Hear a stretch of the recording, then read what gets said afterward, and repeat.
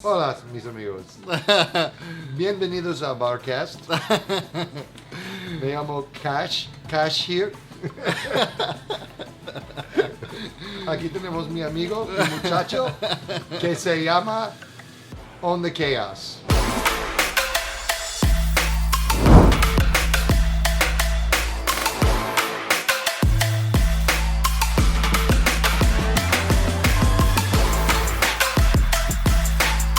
What's going on, guys? Welcome to the Barcast. My name is Brad. This is Christian at Cashier at Own the Chaos. And this is the Barcast. It's been a crazy evolution of whatever it is we want to call it. Yeah.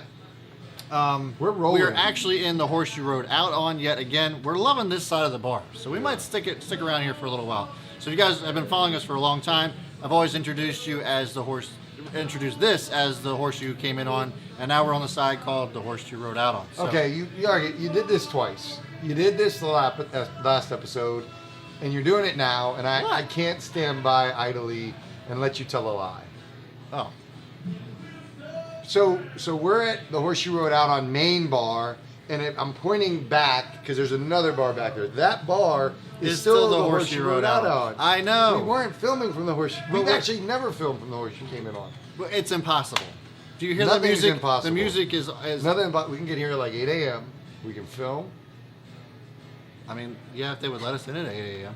Yeah, I'll get You got keys? No, we can get in. We probably can't do it every week, but we can do it once. So, anyways, you guys have never actually seen us film here. You've seen footage of the Horseshoe came in on, but Yes. yeah. So every time you say it, it's like he's lying. So particular. No, I just have moral integrity. Anyway. Oh my God. So this is a different area of the Horseshoe Road out on. It's just so fucking. Sometimes you just got to rub your bar tab. Would you stop? You make me feel uncomfortable. So anyways, guys, yeah, I still don't understand what this is. We have to talk to Eric about that. So this is a real bar. That's why you're right. It isn't any quieter. I thought it was quieter. But you'll hear the band in the back. That's when the Horseshoe came in on. Live Adds acoustic. to the nostalgia. Yeah, this is a real. This is a real tap. If I pushed it, beer would come out. Should I push it real quick?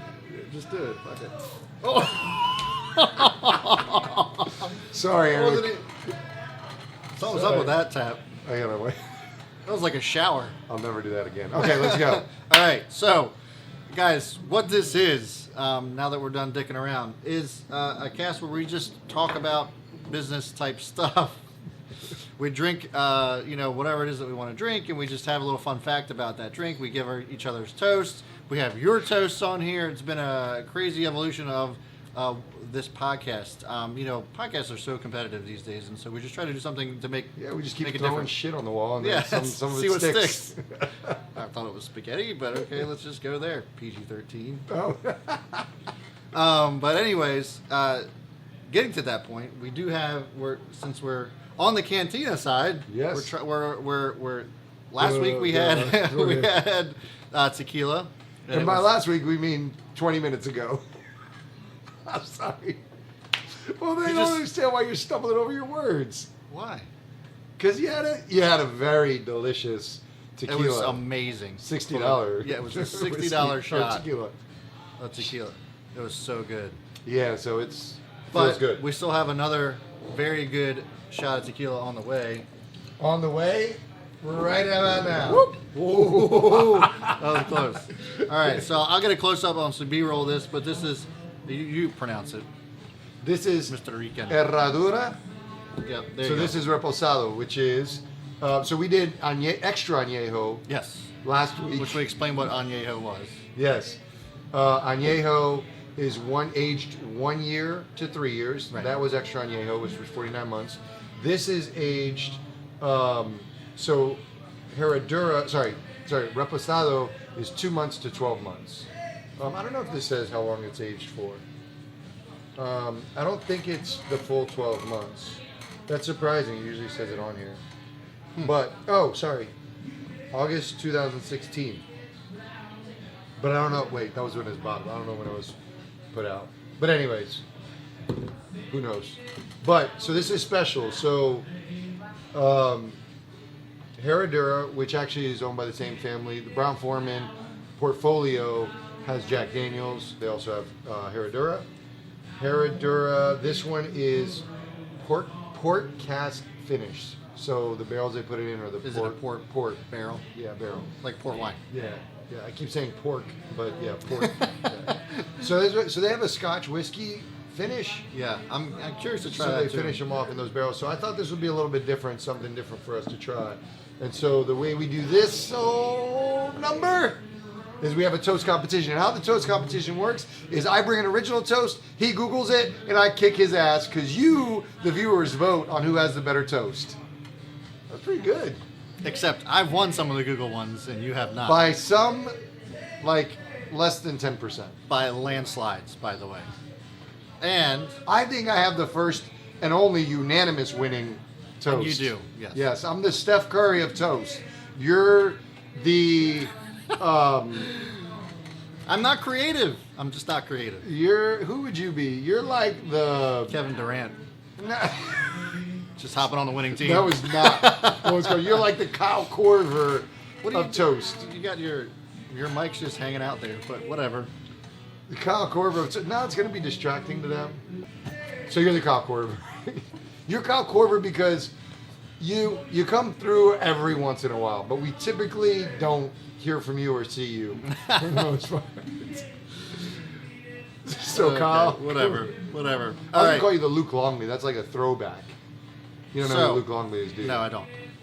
So Are you trying to let's move on? just because we're already 8 minutes into this bullshit. So speaking of toast, every week we also have the hashtag People's Toast. So if you think that you can do better than Steph Curry or Kevin Durant, then let us know. Put it in hashtag People's Toast. Send us a video. Put it on any social media platform of your choice. We'll go find it, and it just might be on next week's Barcast. So before we get to this week's People's Toast, Christian, take it away. Why me? Well, I can take it away. To the bottom of our glasses, may we never meet again. I like that one. Yes, good. That one's a good one. And that one's one you made up? I made that one up. Okay. All right. Mine is a quote from the Frank Sinatra. Shush. Sinatra from Shawshank Redemption. Sure. And it is, alcohol may be man's worst enemy, but the Bible says, love your enemy. Cheers.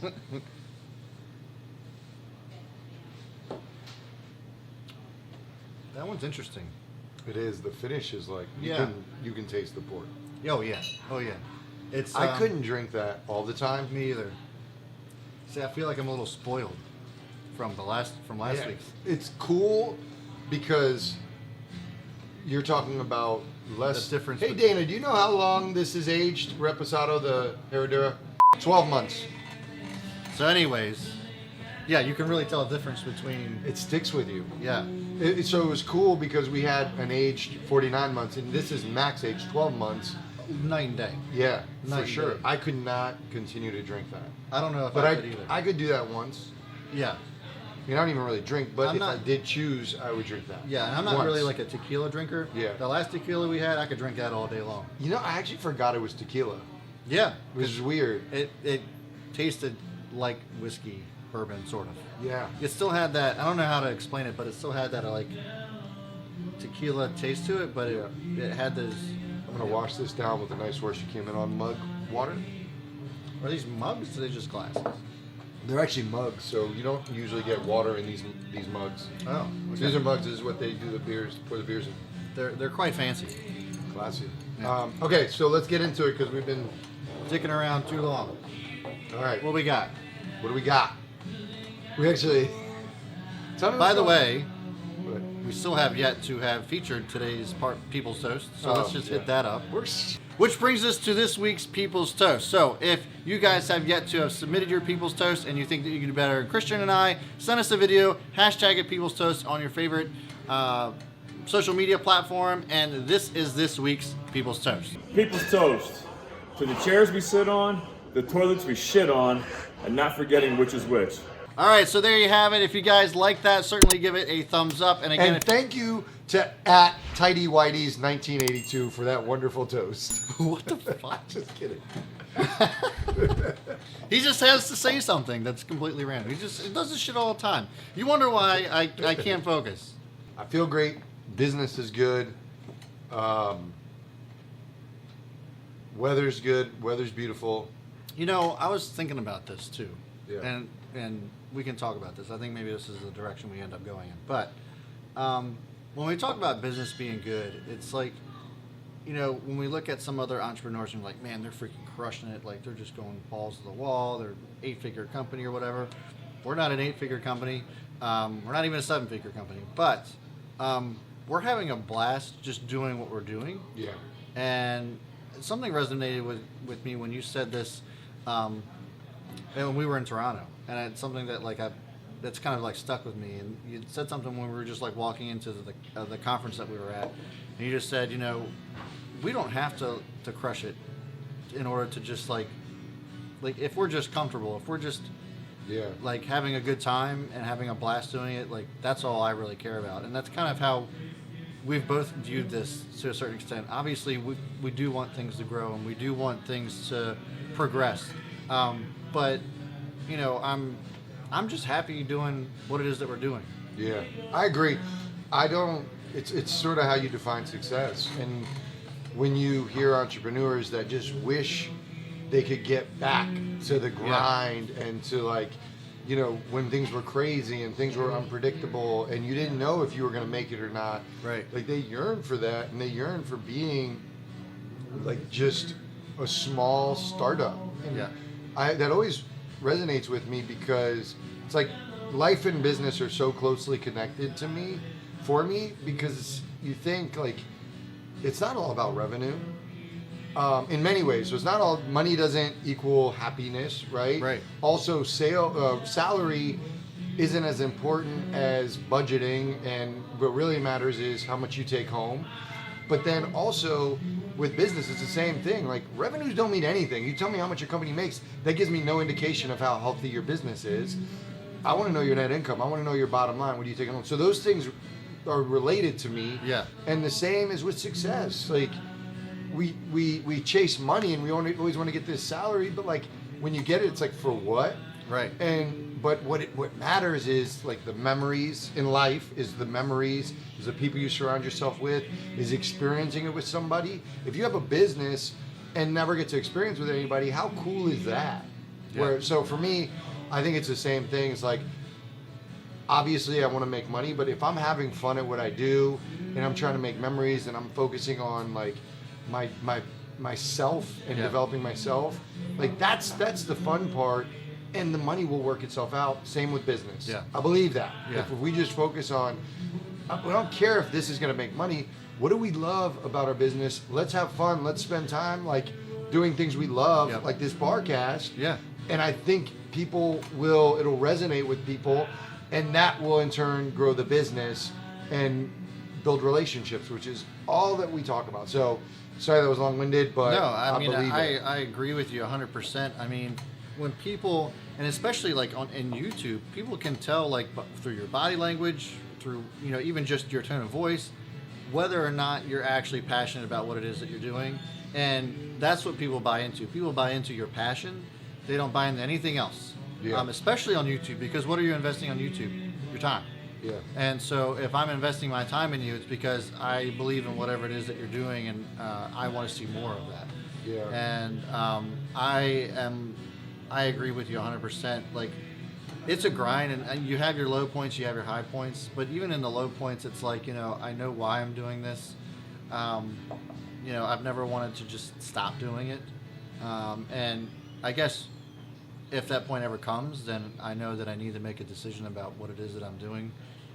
But I don't foresee that ever happening. You know, and even if it's just not with We Trade HQ, if for whatever reason We Trade HQ ends up dissolving for any, you know, God forbid. But I don't think I'll ever go back to just working for the man. Sure. I think it's just, okay, well, what's the next thing I got? Yeah. You know, what's the next business venture that I plan on going down? And so, Or if We Trade HQ does work and does blow up, it's not like you're going to continue to stay in that. You may want to do something else. Like, what if you end up just letting somebody else run the company, or take a limited role and start a venture capital firm and invest in businesses and help businesses grow, coach, develop, whatever it is. Well, and even in between that, I can still just trade. Yeah, for you sure. know? So that's the nice thing about doing what it is that I do. It's like, even if I don't have this one source of income that I did once have. I still have other things to fall back on. Well, and I see us, you and me, I see us like working together for the rest of our lives. You know, in Yeah. like one way, Yeah, one in capacity some or the other, way, yeah. shape, or form. It's like I see us doing that. Like it's not like I see us not ever working together. Yep.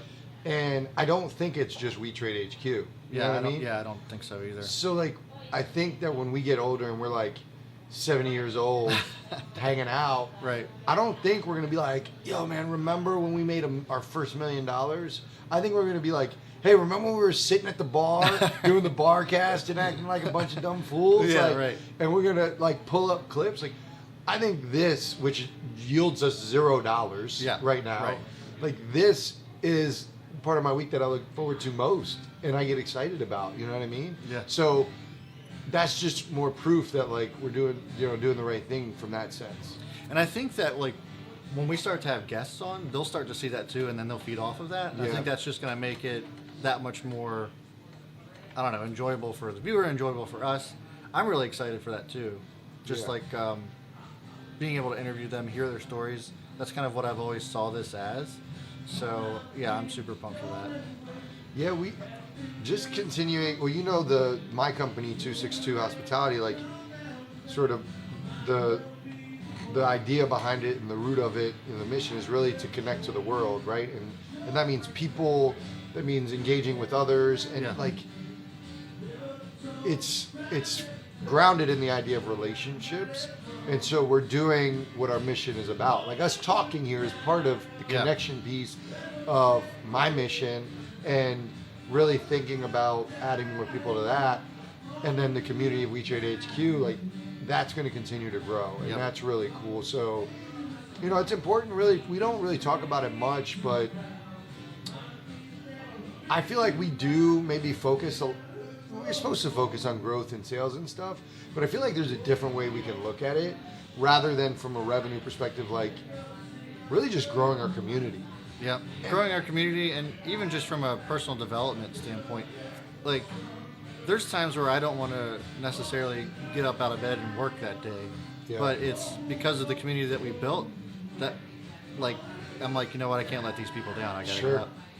And I think if I didn't have that to fall back on, and like actually have people that I genuinely care about rely on me, like that would be a huge difference maker in how I carry my day-to-day life, I think. Sure, absolutely. So, this is something to continue to talk about. I was, our last podcast we did the Entrepreneur Spotlight, Yeah. and it was Jeff Bezos, Right. and when we did that, Which I had no idea he was related to George Strait. That's Yeah, I know. crazy. Yeah, so his maternal grandmother is like cousins or something like that. And so her maiden name is Strait. Yeah. But anyways, when I was doing the research for him, I found some information about them talking about how he's not competitor focused, he's customer obsessed, right? And it was interesting this morning we were talking about what was it when we were talking about like being customer? Oh, you were saying about how Jake doesn't really like to look at competitors, Right. And so they tied together for me, which I think there's a legitimate argument for both sides of it. I think you need to be aware of your competitors, but I Yeah. don't think you need to sweat your competitors. Right. But that customer obsessed and that customer focused, I think both of us can kind of appreciate that idea. Yeah, absolutely. Absolutely. And I don't know, we talk a big game. I don't know if we're customer obsessed, right? Yeah. If we were customer obsessed, I think it would look a little bit differently. I think we're customer focused, Yeah. but I think there's even more that we can do to become customer oh, yeah. obsessed. Oh, yeah. And I think some of that, though, it's just, I don't know. Jeff Bezos is one of those people that just has an incredible mind for something like that. And I want to be customer obsessed. I don't know if I know how to be. Well, do you have to be? Well, because as a CEO, you determine the vision. So it's not that that's the right way for everybody. Right. But do you have to be? And if you choose you have to be, then you figure out how do you be. Right. I think you look at how you work everything out, how you spend your day, how you spend your meetings, all that. That innately shows where your focus is on. Because we can talk relationships, Right. customer, all that other stuff, but do our actions reflect that? And if we put ourselves in the seat of that person, are we doing things? Perfect example. If we were customer obsessed, we would have focus groups that all the time. Right. We don't. Right. Right? And that's not, I mean, that's actually more on me from a strategic planning perspective, but the action hasn't happened, right? We would all be pushing for that. Right. Where we're more product obsessed right now. Yeah. Is that okay? It's up to you to decide if that's okay. You may say, okay, for now, we got to get the product where it needs to be and then become it, but it's got to be intentional. That's all that matters, is that it's intentional, because before this, we haven't really talked about that. Yeah. And No, so you're that's right. the problem. You're right. I think there's something to be said to making sure the product's there before we become customer obsessed, because if you focus on your customers and then your product is crap, then it's not going to matter how good you treat them. They're going to move on to something else. Yeah. So I think there's probably a balance that needs to be had first. Maybe you get to a point to where you focus on one specific product, and then you're, obsessed with your customers. And in our business, we should be obsessed with our mentors as well, which I think that we really have hit the nail on the head with that. Especially Jake. Yeah. Jake's really kind of focused on making sure that they're taken care of and they're happy, because obviously that would translate into the customer being happy. But we weren't that way. That was a perfect example of the same thing was happening with our mentors. Yep. We were saying the right things, Yeah. but our actions weren't reflective. Right. We were saying our relationships with our mentor was so important and more important, because if we treat the mentors right, they'll treat our customers right, and they're the ones that are front facing. Yeah. We weren't doing that. So what did we do, right? We tried a couple things that didn't really stick, but now we do like a monthly newsletter specifically to our mentors to tell them what's going on. We check in with them. We try to meet with them on a consistent basis. So that was another example. And it seems, like those are very common in how we're treating them.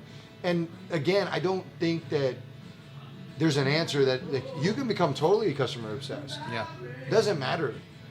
You just have to know, as a CEO, what are you deciding on, and articulate to the team and get everybody on board, because you're the captain of the ship. And so if you say we're moving this way, Yeah. and then if it shifts, you shift. So we're going to move towards product focus until I say otherwise. Let's get this thing perfect. And when you feel like it's there, it's your call to say, now we go to the right. And you got to make sure that everybody's in line with that. Yeah. That's the job of the actual CEO, because every business is going to be different. So it's not our job to tell entrepreneurs what the right formula is, because it just depends. But we do need to tell them, and that's the message I think of this conversation, is figure out what your vision is, be intentional, and making sure it's aligned, Yeah. and then make sure you're moving in that direction. Yeah. I mean, and it's one of those things where it's just a constant, I don't want to say struggle, but it's a constant, just learning process for me, because I've never been CEO of anything before. So it's just, I'm constantly learning that, and it's kind of like, I'm fortunate enough for me that you being my business partner, yes, but you're also my college instructor, so it's kind of Yeah. like I can lean on that a little bit, so that so it's been cool being able to have that kind of line up that way. Yeah. So having said that, I think this was a good conversation, but we've got a new segment. If you guys didn't tune in last week, go check that out. We were talking about Jeff Bezos. We have a new entrepreneur spotlight, and so you're going to give us some fun facts. You're going to tell us who it is, and we'll pin the comment. The first person that gets it right. First person that gets it right. There you go. We'll pin it down below. So comment who you think this is, and you just might show up there. All right, who am I? Moved to Canada at 17, where I lived on $1 a day. Coded my own video game at the age of 12 years old and sold it for $500. Little baby entrepreneur. Tried to open a video arcade at 16 years old, and this is actually a really cool story, but this person tried to open an arcade with friends and relatives, all young, Yeah. right? And they signed a lease, got all this stuff, but they wouldn't let them do it because they were too young. So Okay. my parents thought I was deaf as a child, but it was really that I was just introspective. My first major company was originally named X, so it was X.com. I'm a strong environmental activist. And the current company that I own is the second oldest publicly listed American automaker. Okay. There you go. I think those are Who am I? I think those are some pretty strong clues. So again, first person who gets that right, please comment it down below. I'll pin you to the comments. And send us a People's Toast. So hashtag People's Toast. Make sure you do that. And that's going to be it for me, guys. Hopefully you liked this video. If you did, I certainly would appreciate a thumbs up. Christian and I both would. And subscribe to the channel if you want to see more videos such as this. So again, guys, thank you so much. As always, I'll see you all before the bell. MB Smith is out.